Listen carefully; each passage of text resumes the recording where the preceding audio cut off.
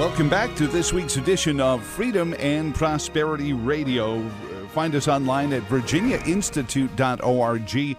And, of course, archive segments of this program generally set up by guest at our YouTube channel. Search Freedom and Prosperity Radio.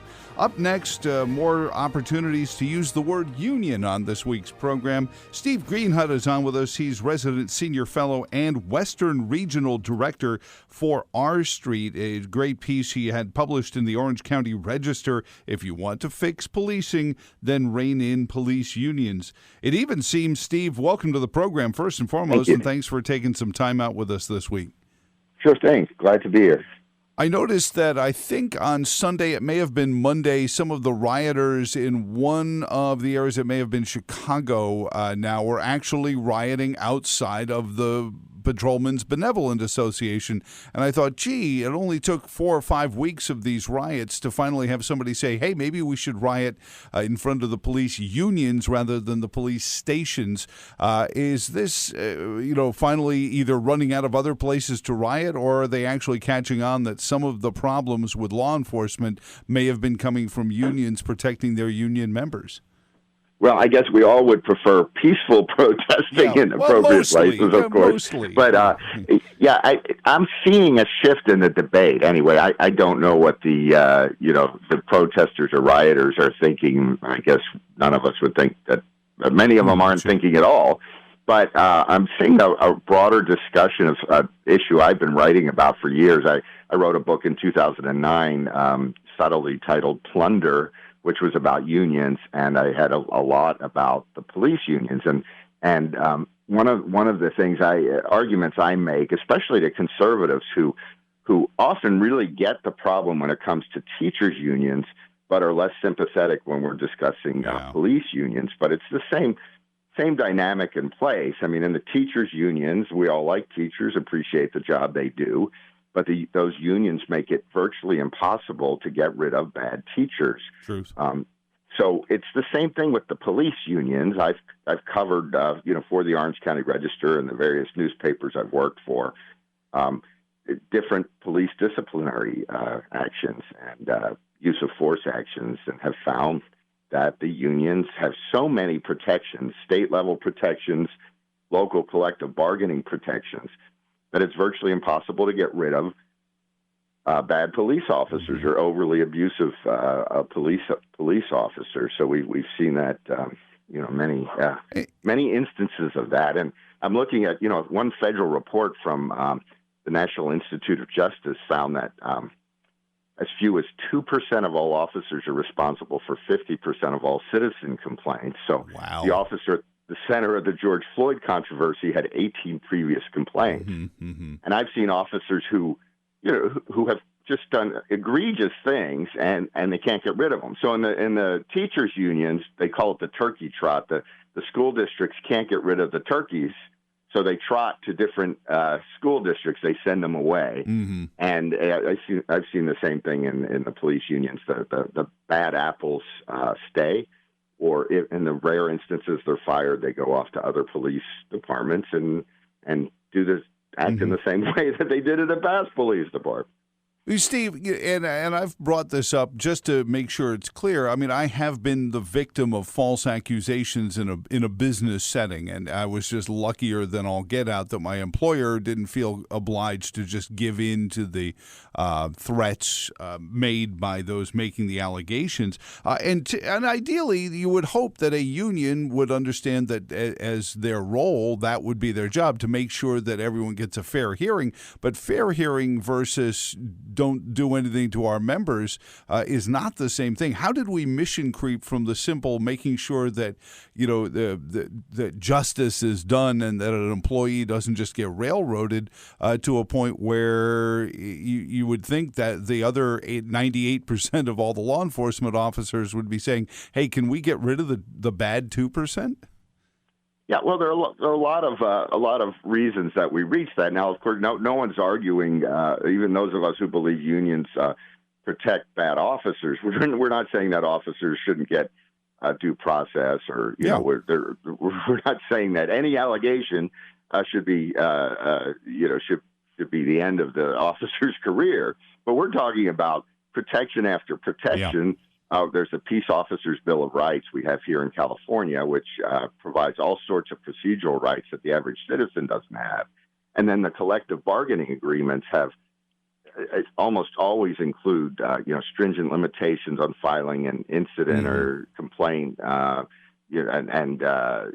departments are prevented from interrogating officers immediately after an incident takes place, and the officers are often provided the names of the witnesses against them, and it's just one thing after another, and it all adds up to it being virtually impossible to get rid of the officer. So what usually happens, there's an incident, they get put on paid leave, and then unless they're convicted of a crime, which rarely happens, and I would think in whether we're talking in the private or public sector, we should be able to discipline bad behaving employees short of them having to be convicted of a felony. Sure. And even in California, we had a state Supreme Court decision in 2006 that shut the door on public release of police disciplinary procedures. And we've just not been learning anything at all about these officers who often remain on the street. There was a law just passed 2018 that overturned some of those protections. And now the media, we've been able to get quite a few, documents from the past. And there's this great series on criminal cops, and we find that many former and current California police officers have actually been convicted of crimes, and the public hasn't been able to learn about that, and they're often still on the forces.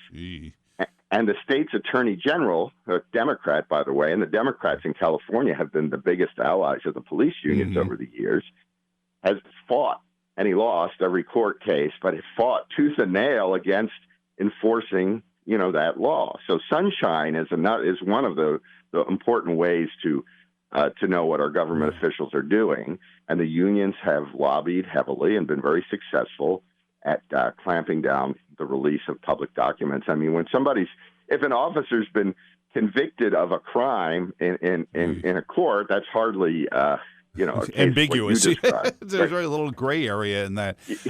Right. And then so we've been seeing that, and we found in that series that the police departments will often let the officer plead down from a felony to a misdemeanor, and if you agree, if you're convicted of a misdemeanor, you're still allowed to be a police officer.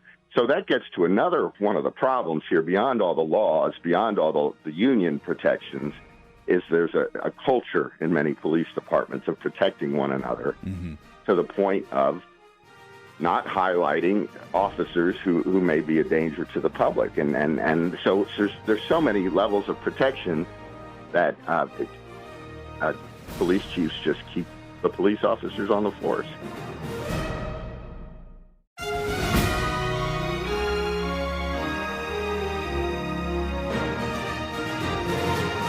We're visiting with Stephen Greenhut, resident senior fellow, Western Regional Director for R Street, reporter, Orange County Register. His latest piece, if you want to fix policing, then rein in police unions. But you brought up, the Democratic Attorney General in California and Minnesota and Richmond, Virginia, and it seems like all of these places have something in common regarding the almost monolithic governance by one political party, and yet whether it be Republican or not, what fascinates me in this is how the politicians that have been writing the laws are using the behavior, as you said, statistically maybe 2% of the law enforcement officers to hide from the fact that these are laws that are on the books. They may have enforced them badly. They may have been overzealous in their enforcing of them. But at the end of the day, these are still laws that these politicians wrote, passed, and had signed by governors or mayors or county officials. So how are they dodging this? This is the most fascinating part of this, is this almost Vegas-style magic act of the vanishing political responsibility.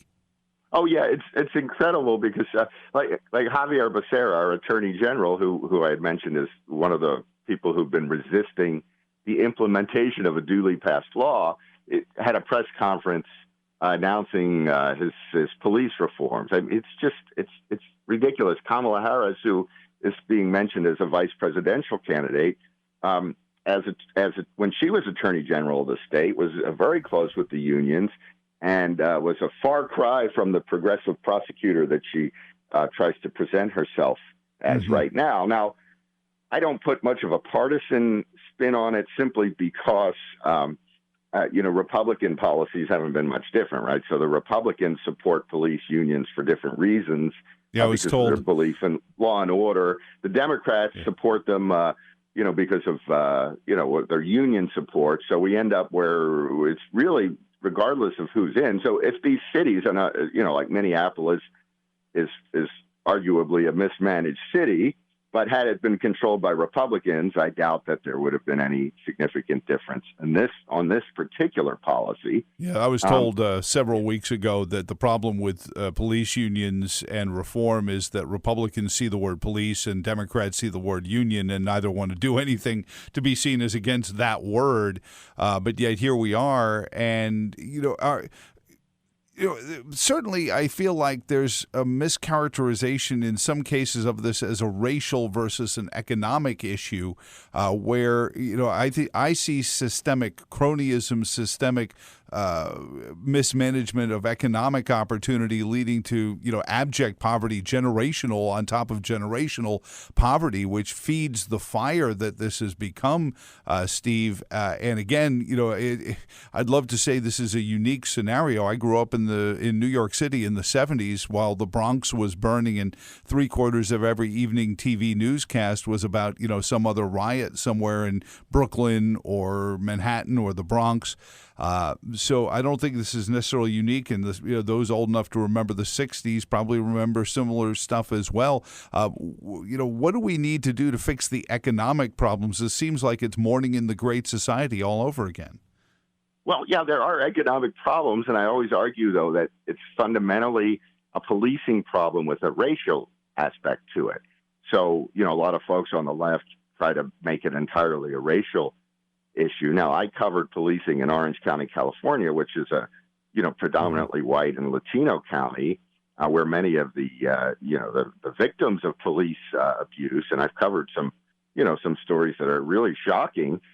We're white and Latino. There's just not a very large African-American population there. And the same things I saw there, are what we see in other places. So I don't believe it to be a racial issue per se, even though there is a racial component. I mean, I've talked to my African-American friends who tell me what they've had to put up with, right, where they get stopped in front of their own house constantly, things like that. So I do believe that, race sometimes is a code for police officers. Will see someone who's African American and profile them. There's no question about that. But it is predominantly a police issue, and the first thing to deal with is the power of the unions and these protections. And we're finally seeing some discussion of this.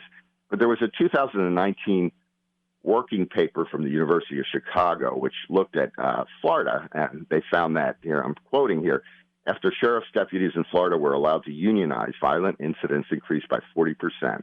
Our findings suggest that the conferral of collective bargaining rights is associated with large increases in violent misconduct. And, that doesn't surprise me. I mean, if you're protected from punishment or prosecution, you're more likely to engage in bad behavior, right? So that's what I've seen. That's concerning here in Virginia because our General Assembly just in February, before COVID-19 dominated the news cycle, passed sweeping reforms to allow for public sector collective bargaining, and we haven't seen it in wide range. But I can only imagine with the way the Richmond police and the Roanoke police have been treated as two great examples of where the community has come out in force against them. I would almost see as a circling the wagons, forming some sort of patrolmen's benevolent association to try to at least speak out for their rights while everyone else seems to be demagoguing. Yeah, I mean, when we get into a situation of all this anger, it doesn't always lead to good solutions, right? Oh, no, absolutely not. And we've seen people on the conservative side who've hardened in their opinions in favor of police, and yet, we know that government abuses its power. Every element of government abuses its power. I'm sorry. Go ahead. The only quick point I was going to make is that at the local level, police unions and firefighter unions tend to be the most powerful political actors because of the amount of money they have, and their support for a city council candidate will make or break, that candidate. Oh, yeah. So it's not just state level power; it's the local power, and then. I've seen city councils where they, just overturn the firing of police officers who've been caught on video doing despicable things. Well, and of course, take it even to the state level. An attorney general in any state is, the first announcement they want to make is that the Police Benevolent Association or the Fraternal Order of Police, whoever it is, has endorsed their candidacy because it's tough on crime, is the attitude. Well, what about some of the work in some of the groups like Right on Crime, where you have disparate groups like Ken Cuccinelli, and I'm trying to remember the Obama administrator, not Rahm Emanuel, but speaking on behalf of this organization, saying, here's police chiefs and police commissioners through time, New York City, Chicago, state troopers, headquarters, actually coming together and saying, listen, we have a problem with some of the laws that are just turning people who are doing things that we may not like ourselves into dangerous criminals, and we're throwing them in felony convictions rather than trying to help them reform themselves vis-a-vis drug charges and things like that. Yeah, Right on Crime does great work. I've cited them often and respect it highly. The think tank I work for, the R Street Institute, we have a whole department on criminal justice reform. And one of my arguments has been, had state legislatures embrace some of these very reasonable and often extremely modest reforms over the years, so accountability reforms, open record reforms, union reforms, basic justice reforms, we might not have gotten to this situation. But I do understand the upset. I never understand rioting or that sort of thing, but I understand the protests because we see it happen all the time. I've seen it here. I live in the Sacramento area. I've seen many cases of police behaving in ways that are overly aggressive. Again, I've covered some of these cases, and it takes, even in some of the most egregious cases, it takes so long to get rid of the officer. But yeah, most of us who are promoting criminal justice reform are, promoting fairly modest ideas that nobody's really been interested in. And that's why I've gotten so frustrated here in our Democratic-controlled state, listening to, Democratic leaders prattle about police reform, but when they had the chance to do anything about it, they didn't do anything about it. Mm-hmm. So it's a little bit, the hypocrisy is a bit much, but at the same token, I'm going to celebrate any time good ideas are on the table. Well, and that's really what it comes down to is, do you think in this world where, like we said earlier, Republicans see police unions and only see the word police, and Democrats only see the word union, can we get to a bipartisan? Some of our areas here in Virginia have civilian police review boards, which at their onset I said, well, isn't that what your city council is supposed to be? But as you chronicle, that's often been corrupted in the idea of getting the endorsements and or the contributions of these political action committees and or just the union in general. So what is the fix? Do we need independent civilian police review boards made up of citizens who aren't necessarily looking for an election either coming up or in the past? Yeah, that's one of the many things that we need to do. I mean, we've gotten to this place that we're at because of years of push in the other direction. And now it's going to take some time and a variety of things. I mean, at the U.S. Supreme Court level, qualified immunity protects officers and all government officials, right? That might be there have been discussion in Congress about trying to roll that back. In Orange County, I had advocated, probably a dozen or more years ago, for some sort of outside oversight, and they created a commission, but it was controlled by the sheriff's office, and it didn't do very much. But just this year, they've come up with they hired an outside investigator, and they've kind of beefed up that commission. It only has one person working for it. But those are some of the ideas. I mean, in our legislature, passing the law that opens records, that helps. There's discussion of whenever there's a deadly force incident, having the state attorney general's office and maybe have a separate division within that investigate. Now, a lot of times I've seen the different oversight boards, they're all controlled essentially by the same people, and nothing ever happens. But there does need to be some sort of outside investigation because, having people investigate themselves, departments investigate themselves, and, it's not going to lead to great results. And then there is that paramilitary culture within police departments. And I've seen it, where officers suddenly get blue amnesia. They suddenly don't remember what happened. They didn't see anything that happened. So there's this strong cultural push, against ratting out a fellow officer. So, that needs to be changed through training and some other things. There are a lot of different reforms that are worth discussing. I'm happy that people are discussing it.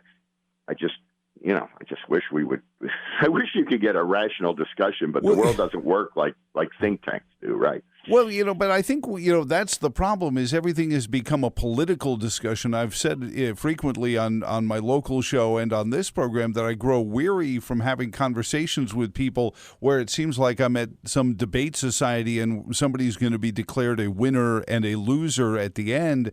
And it just becomes just tiring to have, because it's not about exchanging ideas. It's about scoring points, it seems these days. And I feel like that's a disservice to our American concept. No, exactly. But, we're think tankers and journalists, right? So that's how we want to approach the world. And, I've had as many arguments with people on the left as the right on this. It's just that they have a set view. It's one way or the other, right? So we either have a militarized police force that crushes that individual liberty and it crushes our liberties or potentially crushes them, or the police, or we don't have any policing at all and we let crime run rampant. Well, how about there have to be measures, community policing measures that would enable police to be more involved in those communities and help those communities fight their crime. Whether the people in the poorest, most crime-wrecked communities are fellow American citizens, and they deserve and they can to be often treated that way. Not like they're victims of an invading army. Well, and really, the poorest communities are the ones who are at greatest risk of suffering under crime because they're the least likely to be able to recoup whatever's been lost in crime, whether it's a business owner, a shop owner, or somebody who's got a car stolen. It's what's always fascinated me. But unfortunately, I am out of our time here. Steve Greenhut, resident senior fellow, Western Regional Director with the R Street Group, rstreet.org. Steve, thank you so much for joining us this week on Freedom and Prosperity Radio. Well, thanks for having me. I appreciate it. And thank you for tuning in. Again, it's virginiainstitute.org. On behalf of all of us here, my name is Joe Thomas. Until next week, so long, and thanks for all the fish. And thanks for all the fish. And thanks for all the fish. And thanks.